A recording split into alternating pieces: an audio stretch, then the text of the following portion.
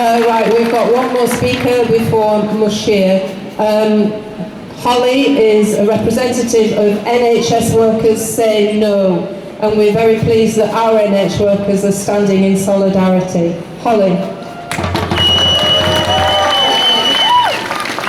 We have witnessed the mass killing of innocent civilians and violations of international law. The cutting off of essential resources like medication, medical supplies, electricity and fuel makes it impossible to deliver any form of medical care and brings it with it the threat of disease.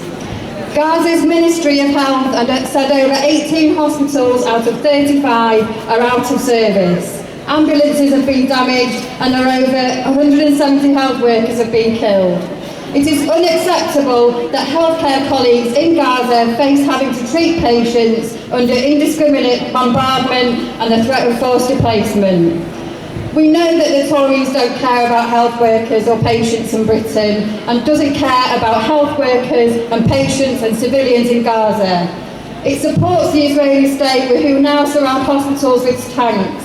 According to our government, there is enough money to fund a genocide, but there isn't enough to fund our NHS. We've seen NHS workers in this country take strike action for the first time for decent pay and for safe staffing, and push back against this rich man's capitalist government. We need our trade unions in this country and internationally to take action against the Israeli arms trade, like the Belgian transport workers, Barcelona dock workers and port workers in Genoa, Italy. It is the working class who have the power to push back against governments and politicians. The events in Gaza have happened in the context of decades-long occupation of the Palestinian territories. This escalation of hatred and violence needs to stop, and we must uphold human rights through coordinated, immediate actions. The response from this government and the Labour Party have been appalling, giving uncritical support to the Israeli state's brutal collective punishment of civilians in the Gaza Strip. Here in Sheffield, we've seen how our mass protests forced the Labour councillors who displayed the Israeli flag to vote for a ceasefire 4 weeks later. We've seen support from our Trades Council and across the movement, holding the City Council and the politicians to account.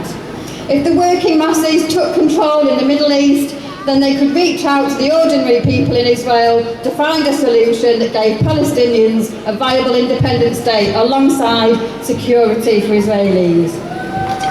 This government is whipping up hate around Armistice Day, and we reject that. We are marching for peace, for justice, for equality, and we are standing up in solidarity with the victims of war and those who sacrificed their lives.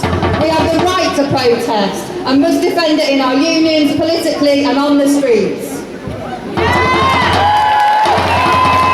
We will not give in to the division of hate Suella Braverman and her cronies are whipping up, and it's our working class movements in solidarity that can bring the changes to society that we need. Capitalism means war, and I am one of thousands of global health professionals who have united to call for world leaders to act for humanity, for an immediate and permanent ceasefire, and for an end to colonisation and occupation.